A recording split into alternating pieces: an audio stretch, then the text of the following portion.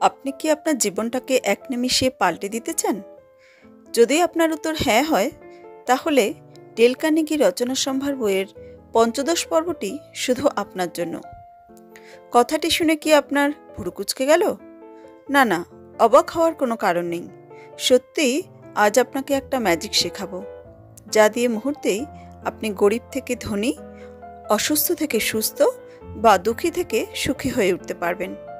অবশ্য আপনি চাইলে এর বিপর্যয়ও আপনি করতে পারেন, সেটা সম্পূর্ণ আপনার ব্যাপার। চলুন বিষয়বস্তুতে ঢোকা যাক। মিস্টার কার্নেগির এক পরিচিত ব্যক্তি ছিলেন হ্যারল্ড অ্যাবট। এই হ্যারল্ড অ্যাবট সেই সময় ছিলেন ডেল কার্নেগির বক্তৃতার কোষাধ্যক্ষ। কর্মজীবনের প্রথমে কিন্তু তিনি এতটাও সফল ছিলেন না। তিনি ছিলেন একজন অসফল মুদি দোকানি। 2 বছর ধরে চেষ্টা করেও একটা ছোট্ট মুদির দোকান তিনি সামলাতে পারছিলেন না, যে পরবর্তীকালে হয়েছিলেন মিস্টার কার্নেগির কোটি কোটি ডলারের হিসেব রক্ষক। মুদি দোকান সামলাতে গিয়েই তিনি এত ধার দেনায় জড়িয়ে পড়েছিলেন যে সেখান থেকে বেরোতে তার প্রায় 7 বছর লেগে গিয়েছিল। শেষে বিরক্ত হয়ে তিনি মুদি দোকানটি তুলেই দিয়েছিলেন।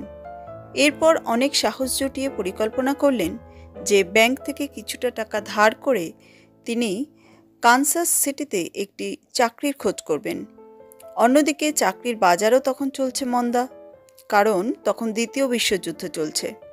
পরিকল্পনা মতো ভাঙা, হতাশ ও নিরাশ মনে 1934 সালের এক বসন্তে ওয়েব সিটির ওয়েস্ট 230-তে তিনি একটি রোড দিয়ে চলছিলেন। তখনই হঠাৎ তার সামনে দিয়ে একটি লোক 2টি চাকা লাগানো তক্তার ওপর বসে 2টো কাঠের টুকরো দিয়ে ঘষে ঘষে তার সামনের দিক দিয়ে চলে গিয়েছিল। সামনের ক্রসিংয়ে তার সাথে চোখাচোখি হলেই লোকটি একটি মধুর হেসে সম্বোধন করে বললেন, কি চমৎকার দিন আজ, তাই না? মুহূর্তের মধ্যেই মিস্টার হ্যারল্ডের সমস্ত দুশ্চিন্তা চলে গিয়েছিল। তার মনে হয়েছিল তার হাত, পা, বুদ্ধি, শিক্ষা, ক্ষমতা সব আছে, যা ওই লোকটির এগুলোর মধ্যে অনেক কিছুই নেই। তবুও সে এতটুকু দুশ্চিন্তা করছে না, তাহলে সে কেন পারবে না? তৎক্ষণাৎ সে ঈশ্বরকে ধন্যবাদ দিল তার অক্ষত 2টো হাত, পা এবং বুদ্ধি সবই দেওয়ার জন্য। সে নিজেই কার্নেগিকে জানিয়েছেন ওই 10 সেকেন্ডে তিনি যা শিখেছেন সারা জীবনেও তিনি তা শেখেননি। এরপর মিস্টার হ্যারল্ড ব্যাংক থেকে $200 ধার করলেন এবং একটি সম্মানজনক চাকরিও পেয়ে গিয়েছিলেন। ধীরে ধীরে তার ক্ষমতা বাড়িয়ে সাফল্যের শিখরও স্পর্শ করেছেন। এটাই হলো ম্যাজিক পজিটিভ দৃষ্টিভঙ্গির। আপনি ধনী না গরিব, সুখী না দুঃখী, তা আপনি বোঝেন কি করে? অন্যদের সাথে তুলনা করে তো। এবার থেকে ইতিবাচক দৃষ্টিভঙ্গির মাধ্যমে তুলনা করুন। দেখবেন এক মুহূর্তেই আপনি গরিব থেকে ধনী অথবা অসুখী থেকে সুখী এবং অসুস্থ থেকে সুস্থ হয়ে উঠবেন। আর এই ইতিবাচক দৃষ্টিভঙ্গি আপনার মধ্যে এমন কিছু পরিবর্তন নিয়ে আসবে যে এই ঘটনাগুলো সত্যিই বাস্তবে ঘটবে। এখনও আপনার বিশ্বাস হচ্ছে না? তাহলে আরও একটি গল্প শুনুন। গল্পটি মিস্টার কার্নেগির এক সহপাঠীর। তার এই বান্ধবীটির নাম ছিল লুসিল, যে তার সাথে কলম্বিয়া বিশ্ববিদ্যালয়ে একসাথে গল্প লেখার পাঠ নিতেন। লুসিল তখন থাকতেন টেক্সাসে। এক ঘূর্ণাবর্তের মতো তার জীবন কাটছিল। লুসিল আরিজোনা বিশ্ববিদ্যালয়ে অর্গান বাজাতে শিখছিলেন। বক্তৃতা সংশোধন ও সঙ্গীত বোধে ইত্যাদি নিয়ে একটি অফিসে যাতায়াত করতেন। সঙ্গে পার্টিতে নাচ করতেন, ঘোড়ায় চড়াতেও অংশগ্রহণ করতেন। এইসবের মধ্যে হঠাৎ একদিন তিনি জ্ঞান হারালেন। চিকিৎসকরা জানালেন হার্টের অবস্থা ভালো নয়। চিকিৎসার সাথে সাথে তাকে কমপক্ষে 1 বছর শয্যাশায়ী থাকতে হবে। লুসিল ভীষণ ভয় পেয়ে গিয়েছিলেন। তিনি হয়তো মারাই যাবেন এমন তার মনে হতে লাগলো। তিনি কান্নায় ভেঙে পড়েছিলেন। এরপর ডাক্তারের কথা মতো শয্যাতে আশ্রয় নিয়েছিলেন। তার জীবনটা তিক্ততায় ভরে উঠেছিল।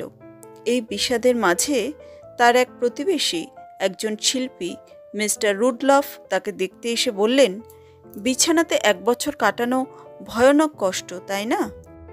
কিন্তু এই বিছানাতে শুয়েই তুমি নিজেকে চিনবে, ভাববার অনেক সুযোগ পাবে।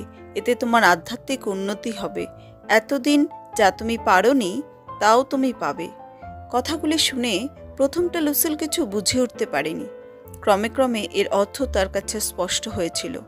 তিনি নানা অনুপ্রেরণামূলক বই পড়তে শুরু করেছিলেন। জীবনটাকে দেখা দৃষ্টিভঙ্গি ক্রমে ক্রমে তার বদলে গেল।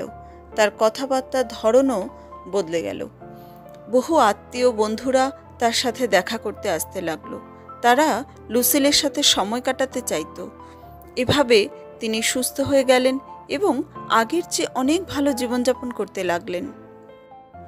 গ্যালিভার ট্রাভেলসের রচয়িতা জোনাথন সুইফট তিনি বলেছেন, পৃথিবীর সবচেয়ে বড় ডাক্তারের নাম হলো ডাক্তার কম খাওয়া, ডাক্তার কম কথা বলা এবং ডাক্তার আনন্দ।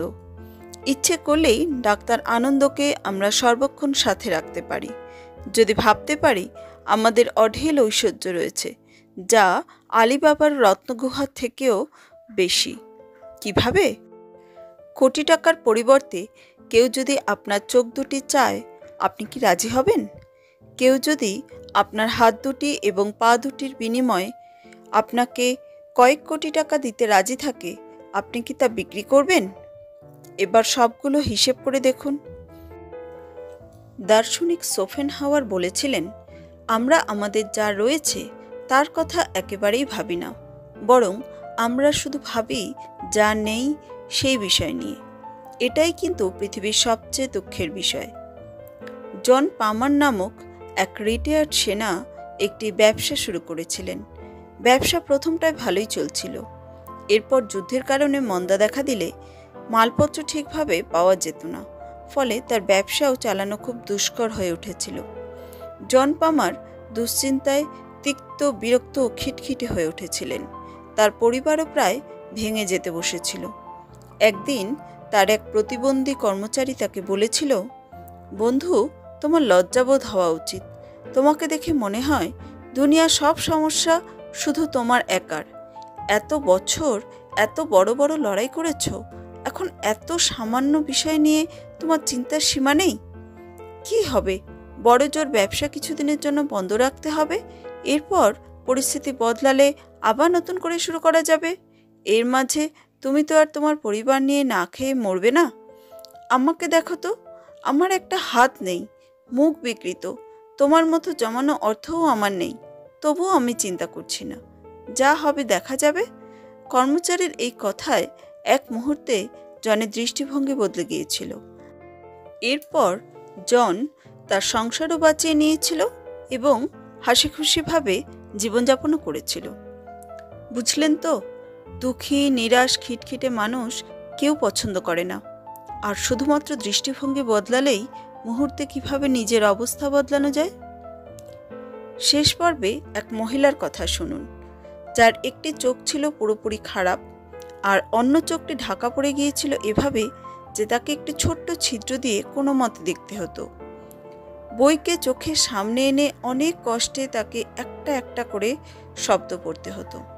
এত কষ্ট সত্ত্বেও তিনি মিনেসোটা বিশ্ববিদ্যালয় থেকে একটি ডিগ্রি এবং কলম্বিয়া থেকে আরও একটি উচ্চ ডিগ্রি তিনি অর্জন করেছিলেন।